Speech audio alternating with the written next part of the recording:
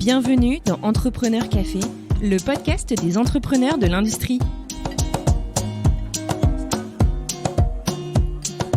Bonjour et bienvenue dans ce nouvel épisode de Entrepreneur Café. Moi, c'est Xavier Riquier, l'un des cofondateurs du podcast, et aujourd'hui, je vous propose de partir en Allemagne à la rencontre de Julien Van Hooijland, CEO de MEX, plateforme conversationnelle dédiée au monde de l'industrie. Julien revient avec nous sur son parcours de multi-entrepreneur et sa passion du digital qui l'a mené à créer des entreprises dans des secteurs aussi variés que l'e-commerce, une agence marketing online ou encore la PropTech. Julien partage avec nous sa vision de l'entrepreneuriat ainsi que de l'industrie du futur vue d'Allemagne. Une rencontre passionnante qui nous fait grand plaisir de vous transmettre. Bonne écoute!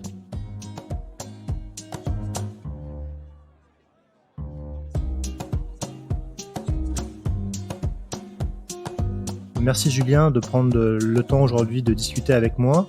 Bonjour Xavier, merci de me recevoir. Donc Julien, ma première question un peu traditionnelle, est-ce que tu pourrais nous pitcher MEX en quelques mots? Qu'est-ce que vous faites? Bien sûr, alors MEX, déjà ça s'écrit MEXS, MEX.io. MEX en fait c'est une plateforme conversationnelle qui est proposée à l'industrie pour connecter ce qu'on appelle leurs non-desk workers, donc les cols bleus de l'industrie en production, en maintenance, etc. Connecter ces personnes avec leurs collègues et leurs clients un peu partout dans le monde, mais les connecter également avec leurs logiciels, les ERP tels les SAP, Oracle, Salesforce, les suites Microsoft, et les connecter avec leurs machines dès que les machines sont IoT ready. L'idée, c'est qu'à travers une plateforme conversationnelle, on reconnecte l'utilisateur dans l'industrie du futur qui sera sans doute très digitalisée et automatisée, et on permet de capter aussi beaucoup plus cette donnée, cette connaissance qui vient des non-desk workers, et de l'intégrer dans la base de connaissances de l'entreprise. En gros, c'est un outil de gestion des connaissances, assignation des opérateurs, si je synthétise. C'est un outil conversationnel, c'est une plateforme de communication. C'est finalement ce que va faire un WhatsApp ou un Signal plutôt, parce qu'on est sur des formats très sécurisés qui sont installés en général on-premise ou dans des clouds privés des industriels. Donc c'est une plateforme conversationnelle comme un Signal et qui en plus est agrémentée de connecteurs avec les différents outils de marché. Encore une fois, les différentes suites logicielles qui sont utilisées dans l'industrie. On se veut nourrir les bases de connaissances, mais on ne va pas nous-mêmes avoir cette notion de base de connaissances et de traitement parfois par intelligence artificielle de la base de connaissances. Mais on va la nourrir avec les discussions humaines et naturelles des collaborateurs sur les sites. Tout simplement en partant du principe que le collaborateur qui est le salarié qui est auprès de sa machine-outil dans une usine a lui-même des connaissances qui sont hyper intéressantes, hyper importantes, et ce sont des discussions qui sont rarement captées par l'entreprise. C'est des discussions, on parle souvent des discussions de machine à café, mais en fait la plupart du temps c'est des discussions qui se passent par téléphone et qui ne rentrent pas dans toute cette connaissance.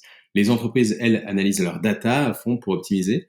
Donc elles ont déjà beaucoup d'informations, beaucoup de data à analyser, mais finalement elles ne prennent pas en compte ce savoir des collaborateurs qui passent dans les discussions. Donc on va capter les discussions par Messenger, donc discussions textuelles, mais aussi audio et vidéo, et les intégrer sur les différents connecteurs.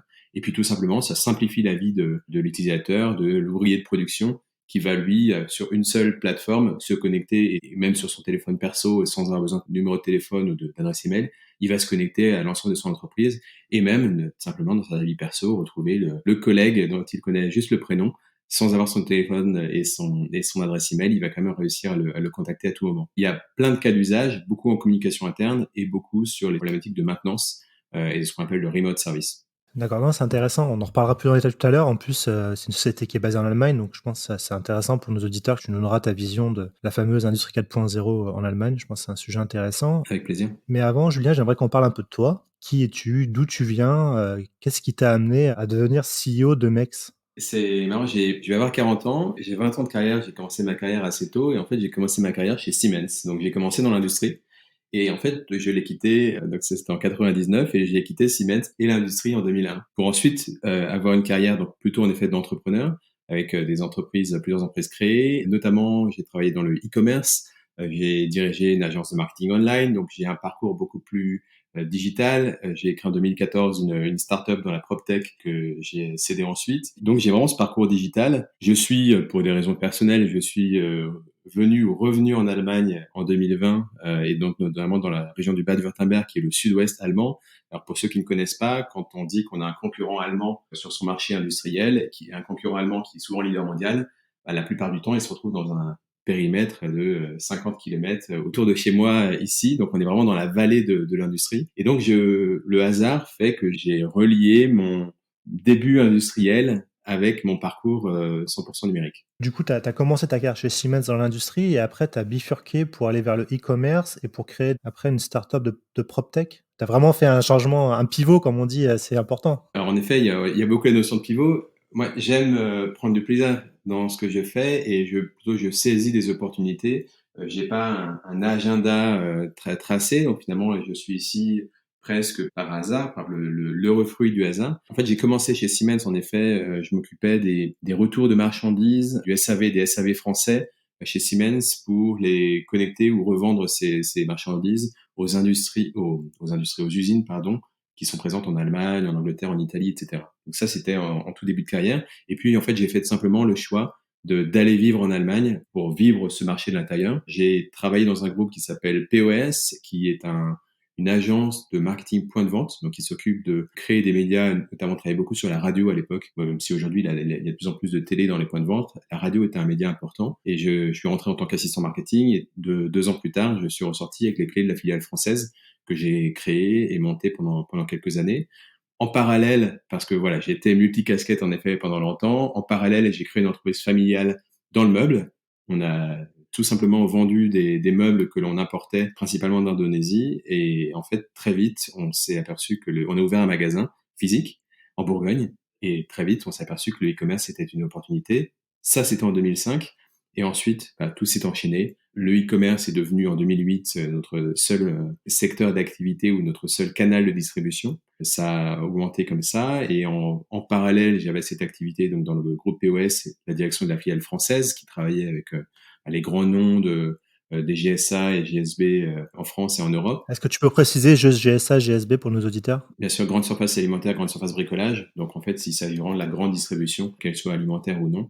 Et finalement, on travaille aussi avec des pharmacies, des concessions automobiles. La diffusion de radios personnalisées dans les enseignes de distribution permettait à la fois d'intégrer de la publicité, mais d'intégrer aussi une notion de marketing sensoriel dans ces enseignes de distribution. Donc c'est un métier assez technique parce qu'à l'époque, on diffusait beaucoup par satellite. On était sur les débuts de l'Internet, les débuts de l'Internet, pas en 2005, mais en 2002, 2009, mais sur les débuts de l'Internet, sur cette diffusion, on était tout au début des radios aussi, des radios en ligne. Et petit à petit, le format s'est transformé d'un format satellite à un format Internet. Donc j'ai dirigé cette entreprise, j'ai pérennisé cette entreprise en France, ça jusqu'en 2009. Puis, l'entreprise familiale toujours en parallèle. Et en 2011, on est venu me chercher pour reprendre la direction d'une agence de marketing online qui s'appelle Oura.com, hu2a.com. Cette société, Oura.com, est spécialisée dans l'optimisation des budgets médias en ligne, donc les Google Ads, les Facebook Ads, etc., etc. Donc, on gérait chez Oura plus de 100 millions d'euros de budget média. Et moi, j'ai mené les marchés francophones pour le groupe. Donc, j'ai toujours un peu eu ce statut de français pour les entreprises allemandes, direction de filiales françaises de groupes allemands, parce que POS et Oura étaient des entreprises allemandes, des agences allemandes. Et puis, en parallèle, le e-commerce s'est développé. Chez Oura, j'ai eu l'occasion de rencontrer des gens de très haut niveau, notamment dans le e-commerce en France. Donc, ça m'a donné cette culture du numérique. C'est à la mode, mais je le disais avant que ce soit à la mode. J'ai eu aussi un fail avec l'entreprise familiale, puisque l'entreprise familiale, après avoir beaucoup grandi, on s'est planté et on a dû liquider l'entreprise en 2013-2014. Et ça m'a donné envie de reprendre à zéro, de reprendre vraiment une histoire de from zero to one, comme on dit. Est-ce qu'il y a une raison particulière pour laquelle ça a planté ou c'était juste le marché qui s'est... Je suis rentré sur un marché difficile. L'équipement de la maison, c'est un marché difficile. Oui, il y a toujours plein de raisons pour lesquelles on s'est planté. La raison que je vois principalement, c'est qu'on a voulu sauver une entreprise que l'on a rachetée, un fournisseur. On l'a racheté notamment sur nos fonds propres. Et on n'est pas allé voir les banques on est allé voir les banques une fois qu'on avait assaini l'entreprise et les banques n'ont pas suivi ensuite. Donc, aujourd'hui, si je devais donner un conseil, empruntez auprès des banques et gardez votre trésorerie pour le moment où vous en avez vraiment besoin. Je pense que la stratégie n'a pas été la bonne. Après, il y a sans doute plein de choses qu'on n'a pas bien fait. Je pense qu'il faut être objectif aussi. Et puis d'autres qui auraient pu, avec un peu de chance, bien mieux fonctionner. Voilà. Je pense je dis souvent que le talent, c'est quand même 80% de chance. Donc, en l'occurrence, je pense qu'on a manqué aussi un peu de chance dans toute cette histoire. Et donc, une fois que c'était liquidé, vous êtes reparti de zéro. Repartir de zéro, je disais, c'est le from zero to one qui me tentait bien. Cette expression de Peter Thiel, le fondateur de PayPal, et aujourd'hui de Palantir, une boîte intéressante aussi. C'est vraiment de repartir d'une simple idée, l'idée qu'on a sous la douche, et puis de la remonter de zéro. Donc j'ai rencontré mon associé de l'époque par hasard autour de ce projet. On a créé, à partir de cette idée, on a développé un POC et un Proof of Concept. On l'a mis sur le marché. La société s'appelle Quatre Épingles. On l'a mis sur le marché, on l'a développé, plusieurs versions plus tard, plusieurs tours de financement plus tard. C'est une entreprise qui aujourd'hui est la filiale du groupe Samsic, qui est un des leaders du facility management en France, qui est un groupe breton. Et donc, on était sur une solution de digitalisation des services aux collaborateurs ou digitalisation des services aux occupants, notamment dans l'immobilier. C'est pour ça qu'on parle de PropTech, Property Tech, parce qu'on va travailler vraiment sur cette problématique de gestion des services dans le bâtiment. Et donc ça consistait en quoi? Qu'est-ce que vous proposiez comme solution pour digitaliser Le cœur de la solution, c'était d'abord une conciergerie d'entreprise. Donc on le connaît souvent comme la boutique de conciergerie dans les sièges des très très grandes entreprises, avec où on peut tant déposer son pressing qu'acheter du café ou le journal ou autre. Et donc on a numérisé ou digitalisé ce parcours client pour réussir à l'apporter. Initialement, c'était de l'apporter aussi aux PME. D'apporter ce service numérique et de faciliter le quotidien des collaborateurs de ces petites et moyennes entreprises. Et puis finalement, on a travaillé tant pour des PME que pour des grands groupes. Aujourd'hui, Quatre Épingles, c'est la conciergerie des sièges du Crédit Agricole et de grands groupes comme celui-ci. Et c'était donc principalement de la conciergerie d'entreprise, mais avec un vrai projet de rentrer aussi sur les services de l'entreprise et notamment tout ce qui est facility management. Donc, quand on parle de services aux occupants, finalement, on a la vie perso au bureau. Je pense qu'aujourd'hui, en 2021, ça prend encore plus de sens puisque c'est le bureau qui vient à la maison. Déjà à ce moment-là, des services du bureau et puis les services même du bâtiment, c'est-à-dire en effet le service de propreté, les services de maintenance et de lier ça dans l'usage de la vie quotidienne, puisqu'on parlait en fait, je dis on parlait parce que je ne suis plus aujourd'hui dans l'entreprise, ça reste toujours une tendance, c'est cette notion d'hôtellerie tertiaire, c'est-à-dire l'entreprise devient un lieu de vie. Ça sera, je pense, encore plus le cas dans l'avenir, puisque on ne va pas venir au bureau juste pour rester toute la journée devant son ordinateur. Là, on peut rester en télétravail, mais plutôt pour rencontrer ses collègues et vivre cette communauté au bureau. Voilà, donc on a développé ce service digital qui aujourd'hui filiale le groupe. Et puis l'année dernière, c'est devenu 100% la filiale du groupe Samsic. J'ai quitté le groupe, mais j'ai surtout quitté le pays, j'ai quitté la France.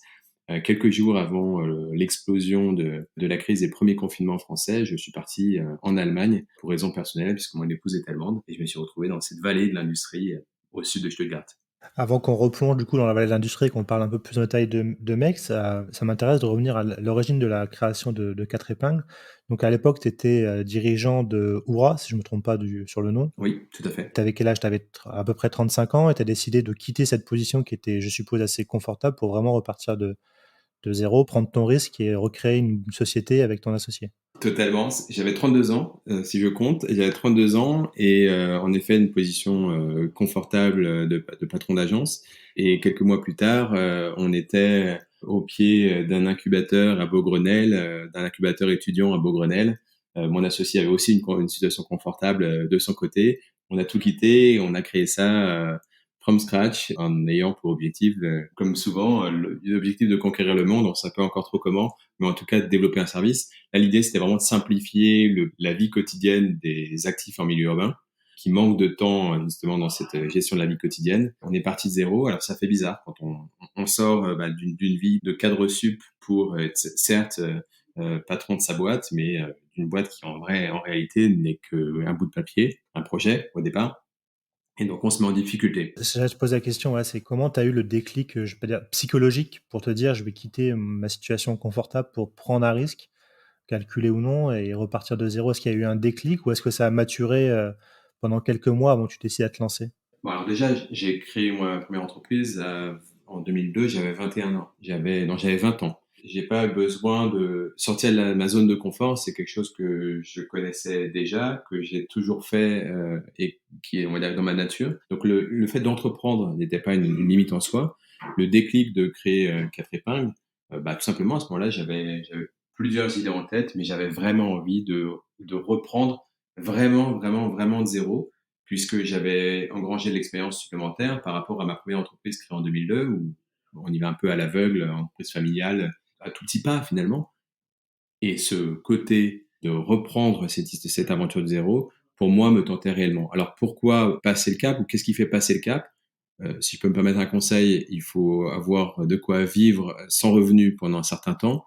Et je dis souvent, ou j'ai souvent dit à l'époque, si on prévoit d'être capable de vivre pendant 1 an sans revenu, ben, il faut prévoir 3, parce que on sait jamais, on a besoin d'une boîte de sécurité, et il n'y a rien de pire que de créer son entreprise et de devoir arrêter au bout d'1 an parce qu'on n'a plus de sous, et parce qu'on a besoin à titre personnel de gagner de l'argent. Donc je pense qu'il faut vraiment mettre de l'argent de côté et puis investir cette énergie et cette zone de confort dans son projet. Et puis, comme je te le disais, je sortais aussi d'un échec à travers la liquidation de l'entreprise familiale. Et je pense que ça m'a donné le déclic. C'était une période hyper stressante. On a dû procéder à pas mal de licenciements économiques. C'était une période compliquée qu'on n'a pas envie de revivre. Et du coup, on a aussi une sorte de revanche à prendre. Et moi, c'est cette énergie qui m'a nourri, qui m'a donné envie de démarrer 4 épingles. D'accord, c'est intéressant comme le côté psychologique, je trouve, le côté un peu revanche, c'est intéressant, je trouve. Il faut pas se tromper, je pense, dans ce côté revanche. Il faut pas partir d'une énergie négative, mais une fois, voilà, ça a mis quelques années à se digérer, mais voilà, je pense qu'il faut en tout cas avoir une énergie importante. Alors on peut le prendre dans la revanche, on peut le prendre à d'autres niveaux, mais il y a un peu cet esprit de revanche. Faut le tourner positivement, on va dire. Mais il faut être conscient que la revanche va durer longtemps. Donc, et ça, c'est souvent le problème. Et je vois aussi des entrepreneurs qui prennent une revanche, qui démarrent quelque chose, et au bout de 3 mois, ils disent non, en fait, ça marche pas. Oui, mais certes, au bout de 3 mois, ça démarre. Donc, c'est normal que ça ne marche pas encore. Et donc, du coup, si on avance un petit peu, donc après 4 épingles, et voilà, tu quittes, tu retournes pour des raisons personnelles, comme tu le disais, dans le bassin industriel. C'est près de Stuttgart, hein, si je dis pas de bêtises, c'est ça? Nous, on est entre Stuttgart et Zurich. Alors, en effet, c'est pas le même pays, mais cette vallée à la frontière suisse, entre Stuttgart et la frontière suisse, c'est dans chaque village une PMI qui fait partie des leaders de son marché dans un métier industriel extrêmement varié. Et donc, c'est une région très riche, c'est la région la plus riche d'Allemagne et qui a un paysage qu'on ne connaît pas en France. Finalement, c'est forts acteurs économiques qui sont des petites entreprises, souvent familiales, qui se retrouvent, si je regarde par la fenêtre à ce moment-là, j'en vois 2 ou 3, alors que je ne suis qu'au premier étage, je ne suis pas en haut d'une grande tour. Et voilà, et c'est ce paysage économique-là qui est passionnant. C'est le fameux Mittelstand allemand? Le Mittelstand allemand, vraiment la notion de PMI, j'ai jamais traduit ou de trouver de traduction parfaitement adaptée parce qu'il y a une culture qui va avec le Mittelstand allemand. Mais ouais, c'est totalement ça. La PMI familiale qui a conquis le monde depuis des années, par contre, qui se retrouve face à des sacrés enjeux aujourd'hui. Ah ouais, c'est intéressant, justement, on va en reparler. Mais alors, du coup, comment tu t'es retrouvé, une fois que tu es arrivé dans cette région, à te retrouver CEO de Mex? Et puis, du coup, Mex, quels sont vos principaux clients, justement? Quels sont vos marchés? L'entreprise Mex a 8 ans. On a eu quelques pivots, il y a un nouveau nom aussi, puisque Mex c'est un nom assez récent. On s'appelle Mex depuis 1 an et l'entreprise même que depuis quelques mois, mais l'entreprise a 8 ans. Et historiquement, on a pas mal de nos clients qui sont devenus des investisseurs parce que convaincus par le potentiel de l'entreprise. Et dans ces investisseurs, on a notamment un acteur important du property en Allemagne, une société qui s'appelle Dresden Sommer, et son fondateur, Monsieur Sommer, qui est donc un acteur du property, donc qui a des intérêts aussi sur le secteur de la PropTech. C'est comme ça qu'on s'est connus, et comme il est investisseur de notre société, il est venu me chercher pour m'identifier via la PropTech et avec une vision d'apporter ce que j'avais pu faire par le passé, essayer de l'apporter à l'entreprise Mex, et donc d'apporter finalement cette notion de scalabilité qui était un peu passée avec la crise, avec la Covid et l'impact que ça peut avoir sur l'entreprise. Il fallait apporter un nouveau souffle et c'est pour ça qu'on m'a confié les rênes. Alors, qui sont nos clients?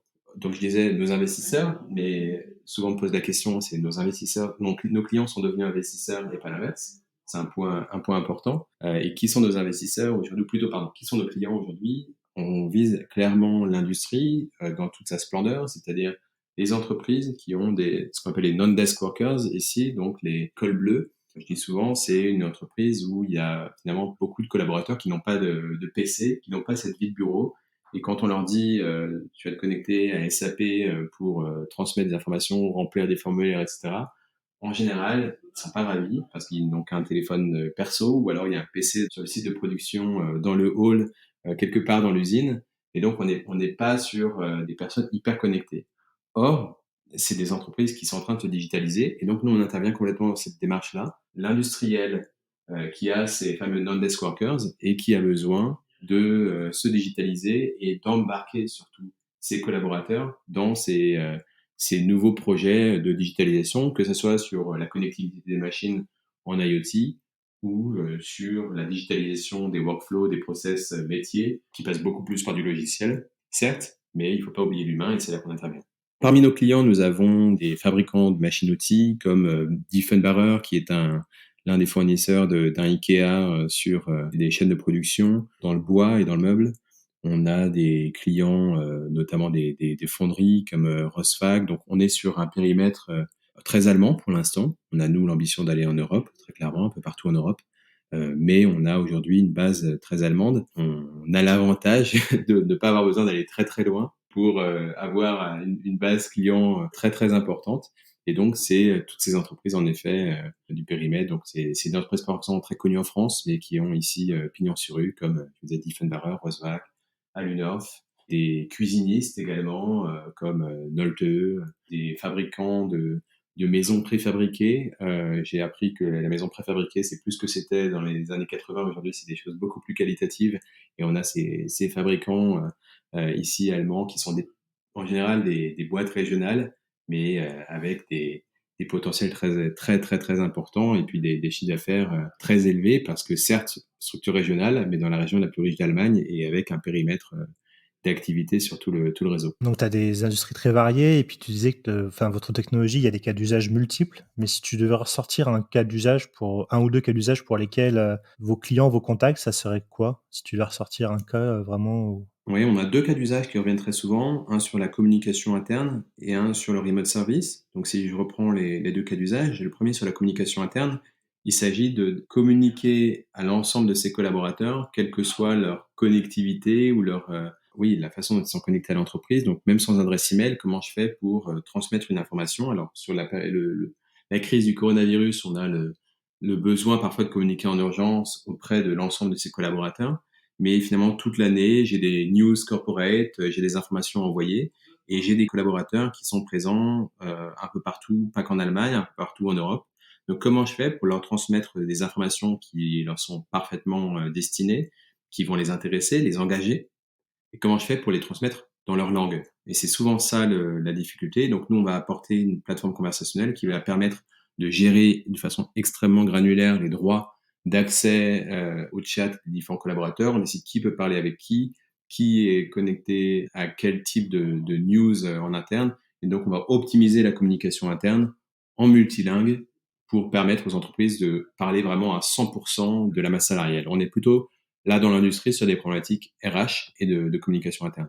Donc ça veut dire que, par exemple, je prends un exemple tout bête je réfléchis. Donc il y a un ouvrier sur la ligne de prod en Allemagne, et il y a un souci, et il pourra envoyer un message sur la plateforme à un ouvrier de la même usine, enfin de la même société, mais à l'usine au Brésil. Il va l'écrire en allemand et l'ouvrier sur la ligne au Brésil va recevoir en portugais, enfin brésilien. Et comme ça, il pourra dire, j'ai ce problème-là, est-ce que tu peux m'aider, etc. C'est un peu ça l'idée? Alors, en général, ça, c'est plus local au niveau de la com interne, mais je viens au deuxième cas d'usage qui est exactement dans cette idée-là. Tu prends le cas du remote service, donc de la maintenance à distance de la chaîne de production. Prends un fabricant de machines-outils, c'est le cas de l'un de nos clients. En effet, et je t'avais cité un cas au Brésil, si on reprend ce cas-là, c'est une panne sur une chaîne de production au Brésil. J'ai pas forcément cité de nom de marque, parce que c'est un vrai exemple. En portugais, le problème va être déclaré en interne. Le problème, petit à petit, va remonter. Il y aura eu des messages écrits, il y aura eu des appels audio, des appels vidéo. Toutes ces informations vont remonter dans une forme de ticket, un peu comme sur les outils de ticketing, qu'on a intégré nous aussi dans la plateforme. On se connecte à d'autres outils externes, mais on a intégré aussi notre propre outil. Ce problème va remonter et à un moment donné revenir au siège du fabricant en Allemagne et être traduit du portugais vers l'allemand pour que le responsable du service ou de la maintenance ici, ou du support client, puisse beaucoup plus facilement identifier quel a été le problème, puisqu'il aura l'ensemble des conversations. Et en fait, ce qui se passe, c'est qu'aujourd'hui, ou avant d'avoir ce cas de figure, ils avaient des échanges qui étaient à chaque fois transcrits par des personnes qui n'étaient pas concernées. et qui était traduit par des personnes qui n'avaient pas forcément conscience du problème, et donc tout était résumé. Et donc si tu prends 3, 4 intermédiaires dans la chaîne de communication, à chaque fois c'est résumé, donc il arrivait finalement une information extrêmement basique auprès du responsable de la maintenance du fabricant ou le responsable du SAV en Allemagne, et lui ne pouvait plus trouver la solution puisqu'il n'avait pas une vraie conscience du problème. Donc, des délais plus importants, qui dit délai sur des chaînes de production, dit des coûts aussi très importants. Ce problème-là finit par être résolu beaucoup plus facilement parce qu'on a l'ensemble des conversations autour d'une problématique. Comment ça marche du coup, par exemple, si quand tu as des conversations audio, les conversations audio sont enregistrées Transcrit. par le système et transcrites automatiquement et la personne, par exemple en Allemagne, le responsable de maintenance peut écouter les... Exactement. Alors, écoutez, c'est une chose, mais bien sûr, on est ici en Allemagne on parle de la CNIL et du RGPD en France. En Allemagne, on est, je pense, sur un respect du RGPD qui va encore bien plus loin que sur tous les autres marchés. Et donc, en effet, ça nécessite à chaque fois l'autorisation comme des collaborateurs de l'entreprise, etc. Mais oui, c'est tout à fait ça. On va transcrire ces conversations, enregistrer les conversations audio ou vidéo et les intégrer dans ce ticket, cette alerte. En plus de ça, on reçoit les alertes des machines quand elles sont connectées en IoT. Donc, une machine peut tout d'un coup déclarer un problème, une surchauffe, des rotations trop rapides sur une machine particulière. Cette information, ce problème remonte dans le ticket, est croisé avec les informations textuelles, audio et vidéo, et va permettre de solutionner plus rapidement le problème. Comme tout était historisé et filtré, ça permet aussi à la maintenance, au SAV, de solutionner d'autres problèmes plus rapidement. Et dans ce cas que je t'avais raconté avec ce fabricant de meubles au Brésil, ils ont une autre usine en République tchèque. Le même cas est arrivé 2 mois plus tard en République tchèque. Ils ont mis une demi-heure à solutionner le problème parce qu'ils ont trouvé dans l'historique de l'entreprise exactement la bonne solution. Donc, comment j'ai réussi à accélérer mon service client pour apporter ça?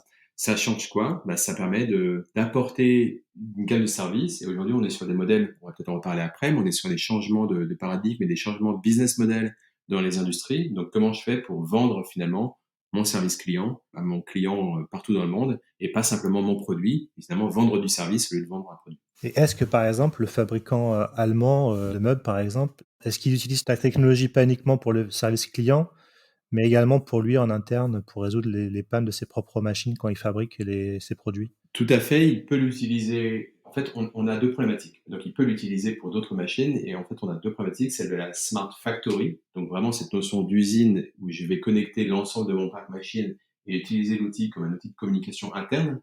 Et on a plutôt la notion de Smart Service, desk de maintenance et de SAV auprès de mes clients. Là, on est sur du vertical entre le fabricant et ses clients. Et on a les deux. Le côté vraiment usine horizontale, je connecte toutes mes machines. Et puis, je suis fabricant et moi, à chaque fois que je vends la machine, je vends l'application avec, ou j'offre ou je vends l'application avec. On a des clients qui le vendent et qui en ont fait une vraie source de revenus finalement. Donc, les deux cas sont possibles. Après, ça va dépendre vraiment de la stratégie de chacun. On a une API ouverte, c'est qu'on a une passerelle qui permet de connecter notre application à d'autres. Et je sais qu'on a aussi des clients qui vont intégrer leur propre application et intégrer la nôtre dans leur offre de service globale en rajoutant des features, des fonctionnalités qu'on n'avait pas prévues nous de notre côté.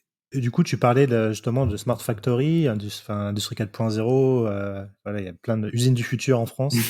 Oui. C'est des mots un peu fourre-tout. Mais bon, pour ceux qui ne savent pas, Industrie 4.0, c'est un concept qui a été inventé en Allemagne en 2010-2011, si je ne me dis pas de bêtises. Donc toi, tu es en Allemagne, concrètement, est-ce que tu sens vraiment que c'est un sujet qui est pris à bras-le-corps par les grands groupes, je suppose, mais aussi par les fameuses ETI allemandes dont on parlait tout à l'heure? Est-ce qu'elles sont déjà très développées à ce niveau-là? En effet, j'ai découvert dans une interview en Allemagne une phrase qui m'a beaucoup marqué, c'est le fait que l'industrie allemande et l'industrie de façon générale est une industrie qui est bercée d'innovation depuis toujours. Et la digitalisation, ce n'est qu'une phase de plus de ces étapes d'innovation dans leur métier.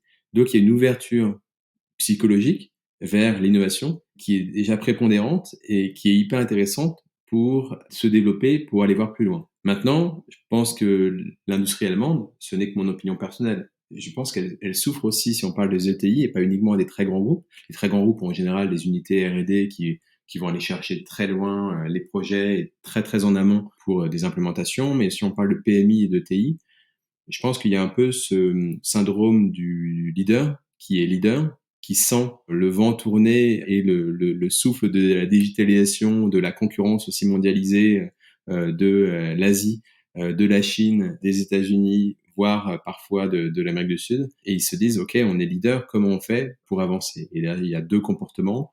Il y a la peur et l'envie d'aller chercher beaucoup plus loin. Et c'est compliqué de transformer son modèle. En fait, il s'agit moins de digitalisation parce qu'on est sur une culture, je disais, de l'innovation depuis toujours. Donc, il s'agit moins de digitaliser que de comment j'ai réussi dans la digitalisation à embarquer réellement mes équipes, à modifier mes process, mes workflows pour que tout tourne, et le tout sur un parc existant de clients, de machines au niveau mondial en général, et donc finalement de changer de modèle en cours de route. Changer de business model en cours de route. Aujourd'hui, les tendances qu'on entend ici sur le marché, c'est transformer des centres de coûts en centres de revenus, par exemple sur la gestion des pièces détachées. C'est intégrer des modèles type pay-per-use, c'est-à-dire à la demande et de vendre non pas une machine-outil, mais de vendre une découpe pour quelques centimes ou quelques euros, une découpe plutôt que vendre la machine complète qui va. Donc la machine resterait chez le fabricant et le client dirait bah, moi j'ai besoin de je sais pas de tant de pièces pour dans un mois, fais-les-moi et je veux uniquement ça. Non, où la machine va chez le client, mais le client ne paye pas la machine. Ah d'accord. Le client paye à la découpe, paye à la production, paye à la pièce finalement qui va sortir de la machine. Le on-demand, mais sur de l'industrie. Alors on est sur des modèles un peu hybrides entre des modèles de leasing, des modèles, mais c'est des modèles assez nouveaux. Le on-demand, moi j'en parlais beaucoup dans l'univers du service et de la PropTech aussi. Et l'on-demand est en train vraiment de pousser sur l'industrie. Alors je pense que c'est très récent, ça va arriver dans les années à venir, mais chacun s'interroge sur cette possibilité. Et puis après, on a des modèles intermédiaires qui sont comment je transforme, et ça c'est vraiment actuellement pour le coup la très grande tendance où je pense que 100% des industriels ici s'en préoccupent, comment je transforme la vente d'un produit, d'une machine, en une vente de service, en une vente de prestation de service, de contrat de service, qui va inclure autant la machine elle-même que la maintenance, que peut-être du conseil. J'ai des entreprises clientes ou futurs clients qui m'indiquent qu'ils ont intégré une structure de consulting, de conseil au sein de leur industrie pour conseiller leurs clients sur leur digitalisation. Quand on est fabricant de machines, on travaille avec les usines qui vont devenir des smart factories, et donc il y a aussi cette phase de conseil qui vient en plus. Donc on est sur un vrai changement de modèle économique, et je pense sincèrement que la problématique est beaucoup plus là que sur la problématique technologique. Les gens ici ne se posent pas la question de savoir s'ils vont être capables de connecter leur machine entre guillemets en IoT ou avec des protocoles IoT, pareil, ça fourre-tout, mais avec des protocoles pour transférer de la data. En soi, c'est pas très compliqué à faire. La question, c'est qu'est-ce que je vais faire de cette data? Comment je transforme le modèle économique?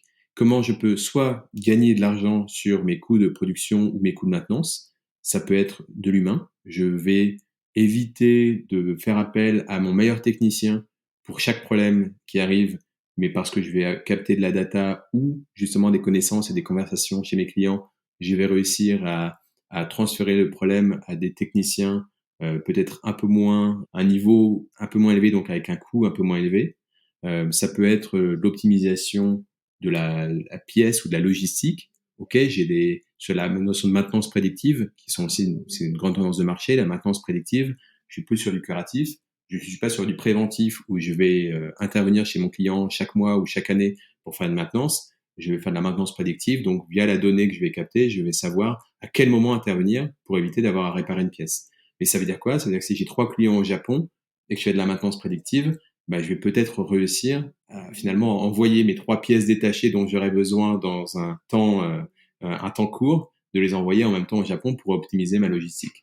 Peut-être le tout avec un modèle sur abonnement chez mon client, et donc lui ne va pas payer la pièce détachée, mais il paiera la même chose chaque mois pour avoir les pièces détachées dont il aura besoin. Changement complet de modèle économique, et ça, je pense que ça fait peur. Actuellement, chaque industrie préoccupe de ça, vraiment de la PMI avec 50 personnes à l'ETI ou au grand groupe, mais chacun avec des moyens différents. Nous, on est en plein dedans à travers notre plateforme conversationnelle. Il y a des métiers qui se créent et puis des changements de problématiques. Je trouve, moi, absolument passionnant. Et après, est-ce que l'Allemagne va s'en sortir en maître du jeu ou prendre du retard par rapport à leur situation actuelle, faisant partie des leaders mondiaux, c'est compliqué à dire, mais c'est le vrai enjeu. Ah ouais, c'est super intéressant d'avoir ton point de vue là-dessus, vu d'Allemagne. Donc, je te remercie pour ton retour d'expérience. Je trouve ça vraiment intéressant. C'est un point de vue personnel, mais ouais, je trouve que c'est des sujets qui sont absolument passionnants et c'est ce qui me fait plaisir quand j'ai quitté l'industrie il y a 20 ans et que j'ai quitté Siemens il y a 20 ans. Je ne savais pas si je reviendrais un jour dans ces métiers-là. Je trouve qu'on est sur des vrais métiers, en fait. On est sur des métiers du quotidien. Ouais. On dit souvent que les ETI allemandes ont déjà des très bonnes relations avec les grands groupes allemands. Souvent, quand un grand groupe allemand va ouvrir une usine, je sais pas, aux États-Unis, il va pas hésiter à faire venir ses fournisseurs allemands, à les aider à s'implanter là-bas. Mais est-ce que même au niveau du tissu local entre les ETI, est-ce qu'il y a vraiment comme on le dit souvent en France, une relation vraiment étroite entre elles? Elles s'entraident, elles se partagent des bonnes pratiques, elles ont l'habitude de collaborer en fait, ce qu'on n'a peut-être pas forcément en France. Est-ce que tu as ressenti ça ou c'est une vue de l'esprit? Non, c'est une super question que je me pose aussi d'ailleurs parfois. Je vois les deux cas de figure. C'est que à la fois, je vois des collaborations qui sont de l'ordre de la collaboration régionale, comme on est sur une région très forte via les chambres de commerce et de l'industrie locale. Il y a des réseaux, des maillages qui se font, chacun se connaît. Enfin, avec encore une fois une usine toutes les 5 ou tous les 10 kilomètres, c'est assez facile sur ce réseau. On voit qu'il y a aussi des associations très puissantes de regroupement de fabricants selon les différents métiers. Ici, il y a la VDMA, en le prononçant en français, la VDMA, par exemple, pour tous ces fabricants de machines-outils qui sont très puissants, très, très, très importants dans le paysage industriel.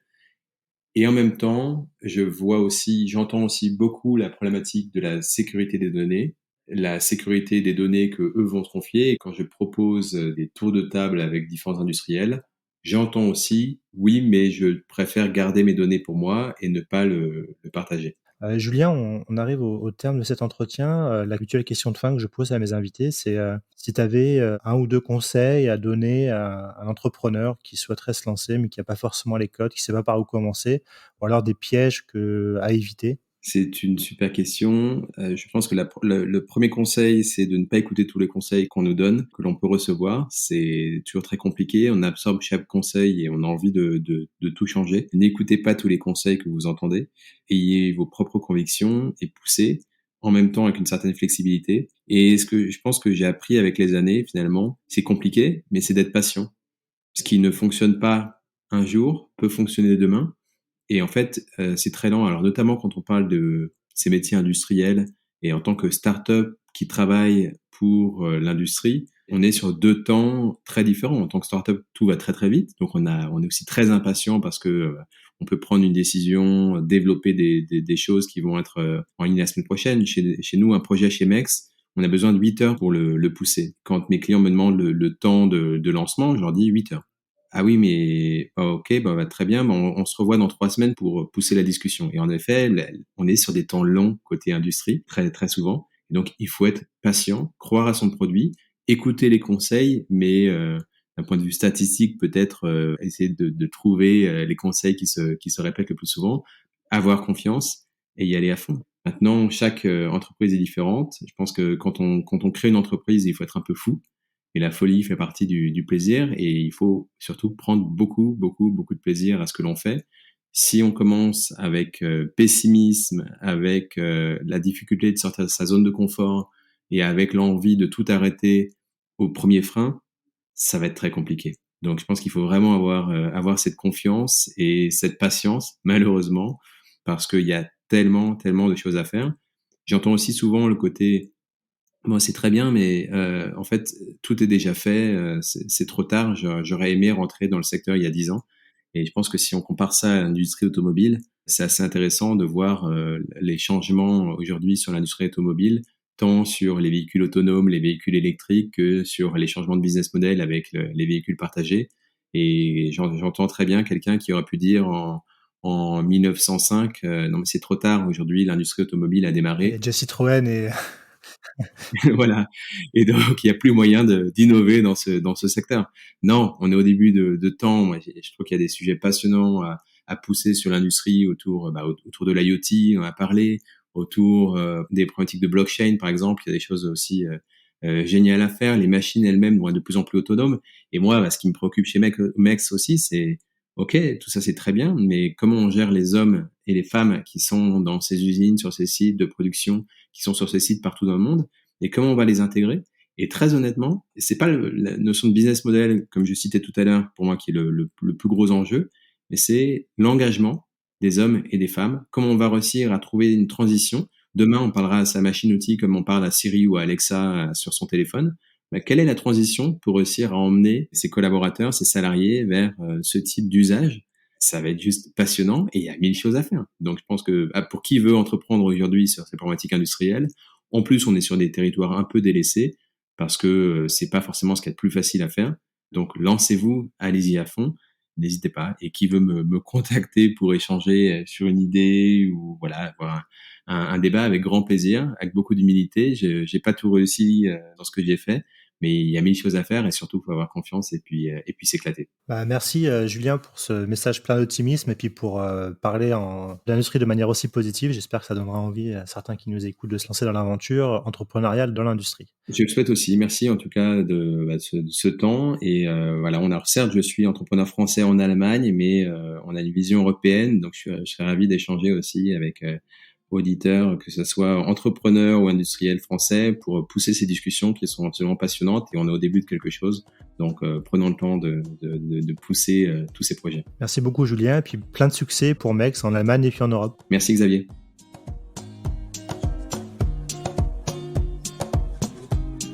Et voilà, merci à tous de nous avoir écoutés jusqu'au bout. J'ai été ravi de vous faire partager ce moment avec cet entrepreneur très inspirant. N'hésitez pas à nous soutenir et laisser vos commentaires sur nos réseaux sociaux LinkedIn, Twitter et Instagram, ou bien encore nous laisser 5 étoiles et un avis sur Apple Podcast. Nous vous donnons rendez-vous jeudi prochain pour le prochain épisode de nos podcasts. À jeudi!